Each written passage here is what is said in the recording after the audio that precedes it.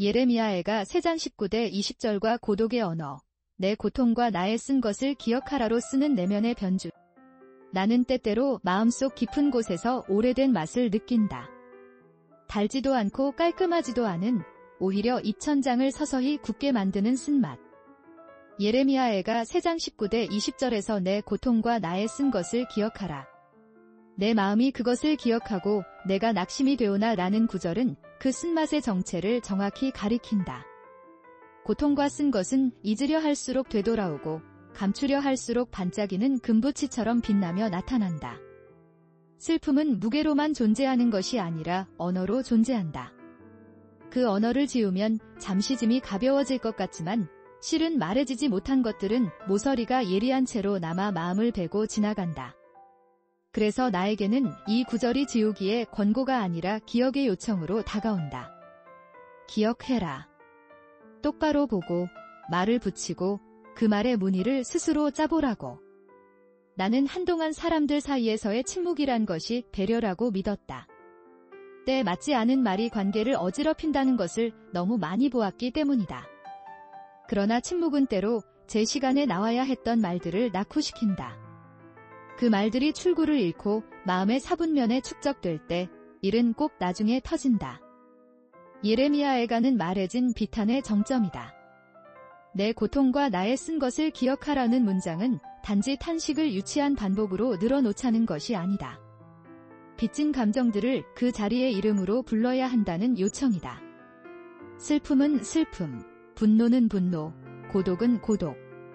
그 이름을 붙이는 순간 감정은 나를 집어삼키는 얼굴에서 한 발 떨어진 사물로 변한다. 그렇게 해봐야 비로소 나는 내 감정의 손잡이를 쥘 수 있다. 이 구절이 내게 불러일으키는 실천은 바로 이 명명하기 재훈련이다. 고독에 관해 생각할 때 흔히 우리는 혼자인 상태와 고립된 상태를 혼동한다. 혼자 있는 시간은 내면을 정돈하는 창고와 같다. 그러나 고립은 문이 안으로만 잠겨있는 방이다. 사람들 사이에 있으면서도 말을 내지 못하는 시간. 그 방 안에서 나는 나를 감시하는 사람과 나를 변호하는 사람으로 나뉘어 논쟁한다. 어느 쪽도 이기지 못하는 싸움. 그 지리함 속에서 시간은 늘어진 고무줄처럼 되돌아와 손목을 때린다.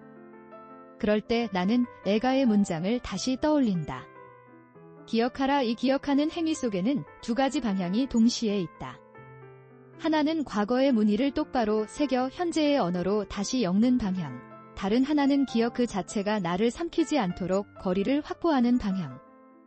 전자가 없으면 망각의 길로 빠지고 후자가 없으면 자기 비하의 늪으로 가라앉는다. 이 문장을 생활로 당겨오면 다음과 같은 작은 연습이 된다. 퇴근 후 10분. 그날의 고통을 구체적으로 적는다. 회의에서 무시당했다가 아니라 오늘 3시 팀회의에서 A가 내 발언을 끊었고 나는 그 순간 가슴이 조여와 말을 잇지 못했다. 그 이후 내 표정이 굳었고 나는 질문을 피해 갔다라고. 이렇게 구체화하면 감정은 더 이상 모호한 그림자가 아니다. 감정은 특정한 시간, 특정한 장소, 특정한 상황에서 일어난 사건으로 머물게 된다.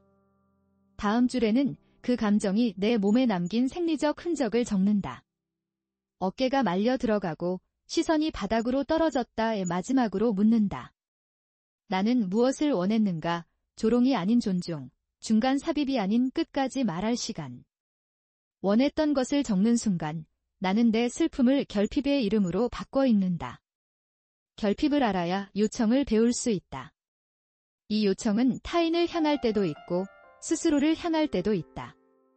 타인을 향할 때는 다음 회의에서 말이 끝날 때까지 들어달라는 한 문장을 미리 준비한다.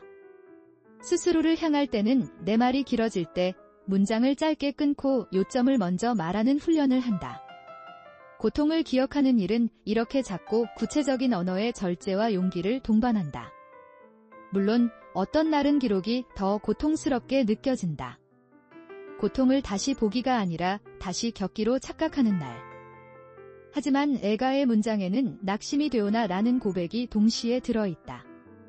기억이 낙심을 불러오는 과정 자체가 신앙의 고백의 일부라면 우리는 기억으로 인해 기운이 꺾이는 순간조차 글 속에 두어야 한다.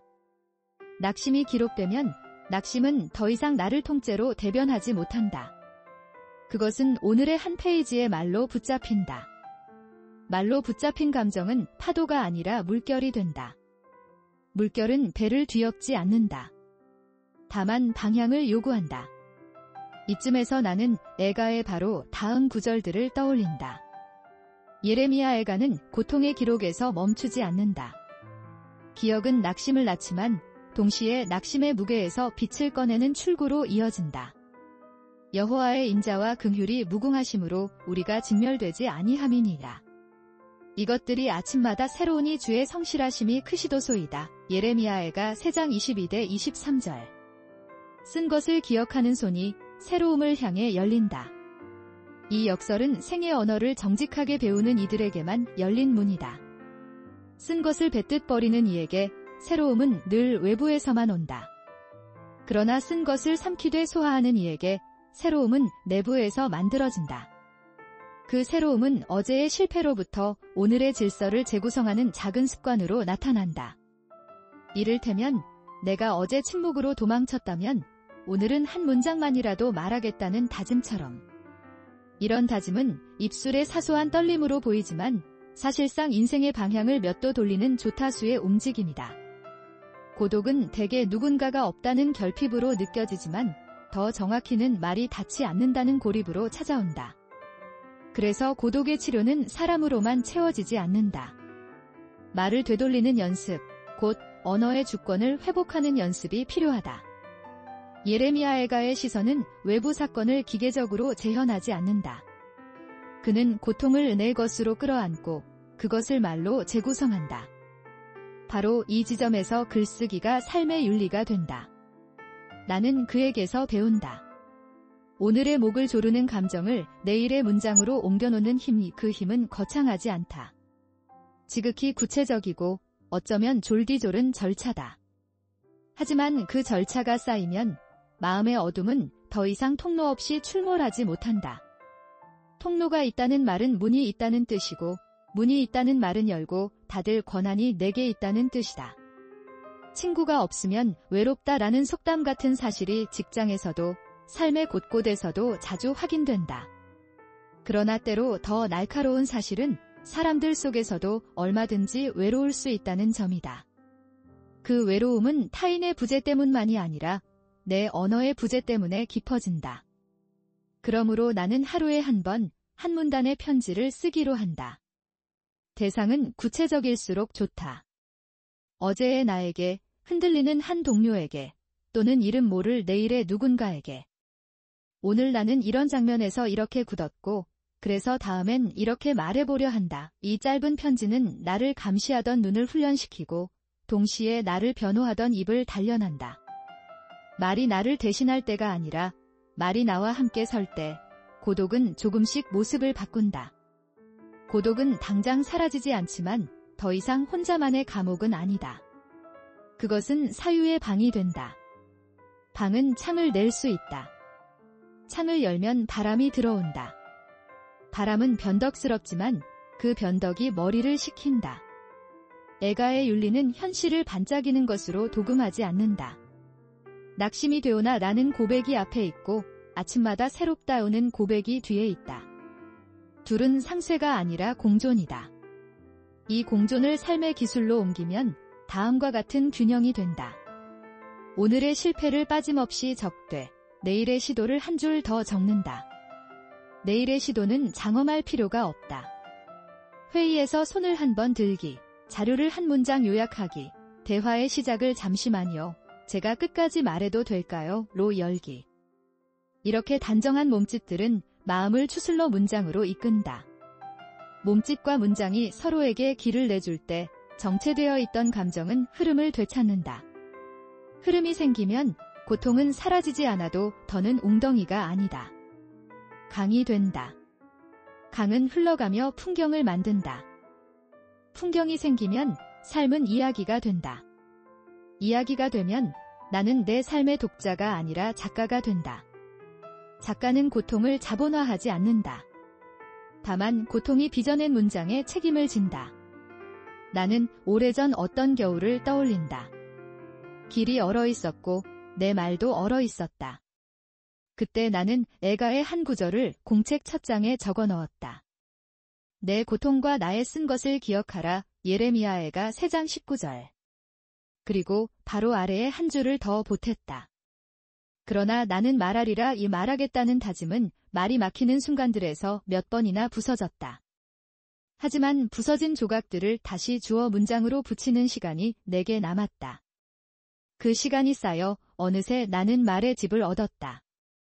그 집은 크지 않다. 다만 겨울에 바람이 막히고 여름에 그늘을 만든다. 사람들은 종종 묻는다. 말의 집이란 무엇이냐고. 나는 대답한다. 그 집은 내 고통이 들어와 이름을 얻고 내 쓴 것이 들어와 맛을 나누는 곳이라고. 그곳에서 고통은 낙인이 아니라 날씨가 되고 쓴맛은 독이 아니라 향이 된다. 예레미야 애가의 시선으로 일상을 지켜볼 때 가장 달라지는 것은 사건의 평가가 아니라 사건의 처리 방식이다. 과거를 자르는 것이 아니라 매듭 짓는 기술. 매듭은 손으로 묶어야 한다.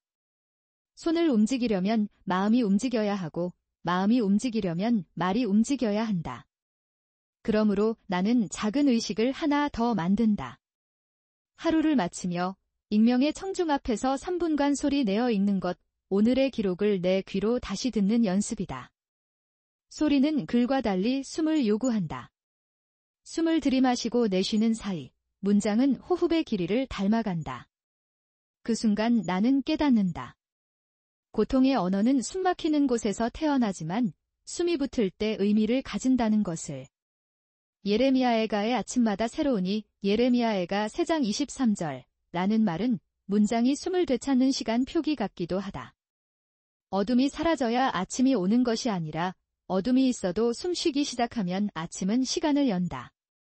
새로움은 외부 사건의 선물만이 아니라 내 언어의 호흡이 복원되는 과정이다. 타인의 인정은 늘 늦고 때로는 오지 않는다. 그 빈자리를 성급한 분노로 채우면 말의 칼날은 되돌아와 나를 벤다. 그러나 애가의 길은 인정의 지연을 참는 길이 아니라 인정 이전의 존엄을 세우는 길이다.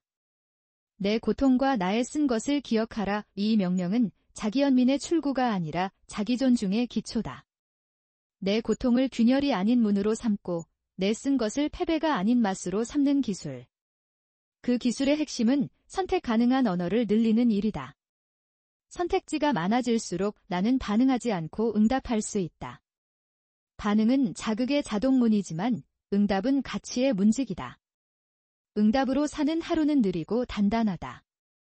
속도의 세계에서 단단함은 어울리지 않는 덕목처럼 보이지만 실제로 삶을 지탱하는 것은 단단함이다. 단단함은 유연함과 다르지 않다. 단단함은 중심을 잃지 않는 유연함이다. 그렇다면 어떤 점에서 이 모든 과정이 종교적 확신과 관계를 맺는가? 애가의 문맥에서는 고통과 쓴 것을 기억하는 일이 하나의 믿음으로 귀결된다. 여호와는 나의 분기시시니 그러므로 내가 그를 바라리라. 예레미야 애가 3장 24절. 분기디라는 낯선 단어는 목, 즉 삶의 나눔을 뜻한다. 세상이 나누어주는 몫이 아니라 신이 주시는 목. 이 문장은 세속적 성공의 외부 기준이 지연되거나 좌초될 때 삶의 의미가 전체적으로 무너져 내리는 것을 막는다. 삶의 몫을 외부의 표준으로만 계산할 수 없을 때 나는 내 언어의 집에서 다른 기준으로 몫을 센다. 하루의 성실, 한 줄의 용기, 침묵을 뚫고 나온 한 문장. 이 작은 몫들을 쌓아 올리는 일은 단지 자기 확신의 훈련이 아니다. 그것은 믿음이 언어로 몸을 얻는 과정이다. 그래서 애가의 언어는 절망을 직시하면서도 절망의 주권을 양도하지 않는다. 주의 성실하심이 크시도소이다. 예레미야 애가 3장 23절. 성실은 폭발이 아니라 지속이다. 큰 성실은 작은 지속의 끈질김이다.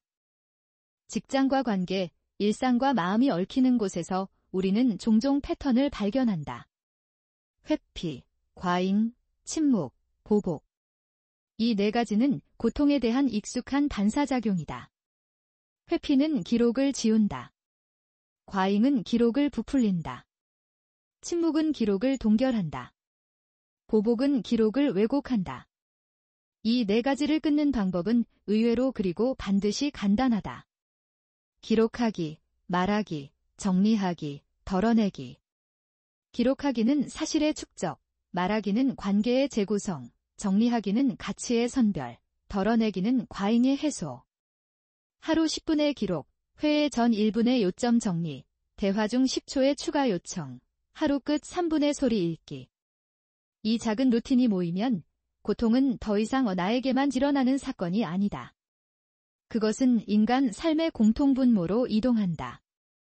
그 순간 나는 고통의 중심에서 벗어나 고통의 언어 밖으로 한 발 나갈 수 있다. 바깥에서 안을 볼 때 안은 더 분명해진다. 나는 여전히 종종 낙심한다. 낙심을 부끄러워하지 않으려 노력한다. 에가의 문장이 그랬듯이 낙심은 신앙의 반대편이 아니라 한가운데서 일어나는 자연스러운 동작이기 때문이다. 다만 나는 그 낙심을 쌓아두지 않으려 한다. 쌓이는 것은 언젠가 무너진다. 흘려보내는 것은 강을 만든다. 강은 다음 땅을 적신다. 그 땅에 다음 문장이 자란다. 문장은 다시 나를 키운다. 이 선순환이 느리게, 그러나 분명하게 내 삶의 구조를 바꾼다. 그 구조가 생기면 고통은 더 이상 정체성의 중심이 아니다. 고통은 내 언어가 자라난 토양이 된다. 토양은 더러워도 그 위에 꽃은 핀다. 꽃이 핀다는 사실이 토양의 더러움을 무효화하지는 않는다. 다만 그것을 통과하여 다른 결을 만든다. 어느 날 다시 에가의 구절을 읽는다. 내 고통과 나의 쓴 것을 기억하라. 예레미야에가 3장 19절. 이 문장은 나에게 공포의 소환장이 아니다. 그것은 언어의 초대장이다. 초대에 응하면 나는 다시 쓰기 시작한다. 오늘의 이름, 오늘의 맛, 오늘의 길이 문장으로 빚어진다. 빚어진 문장들은 서로를 지탱하는 대들보가 되고 그 아래에서 나는 비바람을 견딘다. 견딘다는 말은 가만히 있다는 뜻이 아니라 중심을 지킨다는 뜻이다. 중심은 늘 흔들린다. 그렇기에 중심이다. 흔들림이 멈추면 그것은 더 이상 중심이 아니다. 중심의 덕목은 흔들리되 무너지지 않는 것이다. 나는 그 덕목을 에가의 언어에서 배운다. 아침마다 새로워지는 성실이 중심을 붙든다. 예레미야에가 3장 23절. 그래서 나는 다시 하루를 연다. 기록하고, 말하고, 정리하고, 덜어내며. 그렇게 내 고통과 나의 쓴 것을 기억한다. 기억 속에서 나는 낙심하고, 그래도 다시 일어난다. 일어나는 일에 대단한 이유는 없다. 다만 내 분깃이 여전히 내 안에 있기 때문이다. 예레미야에가 3장 24절. 그 분깃은 내 언어의 집, 내 고통의 문, 내 쓴맛의 향이 나는 그 집으로 들어가 저녁을 끓인다. 쓴맛이 국물의 깊이를 만든다. 그 깊이가 혀끝에 오래 남는다. 오래 남는 맛은 돌아오는 발걸음을 만든다. 그렇게 나는 내 삶으로 다시 돌아온다. 오늘 영상은 불경, 성경 그리고 고전 도서에서 얻은 통찰력을 바탕으로 제작한 콘텐츠입니다. 생성형 인공지능의 도움을 받아 다양한 관점으로 고민들에 대해 탐구해 보았습니다. 하지만 이 과정에서 출처나 내용이 부족할 수 있음을 양해해 주시기 바랍니다. 여러분의 생각이나 의견이 궁금합니다. 이 주제에 대해 어떻게 느끼셨는지 댓글로 남겨주시면 감사하겠습니다. 영상이 유익하셨다면 좋아요와 구독 버튼을 눌러주시고 알림 설정도 잊지 마세요. 다음 영상에서 또 만나요.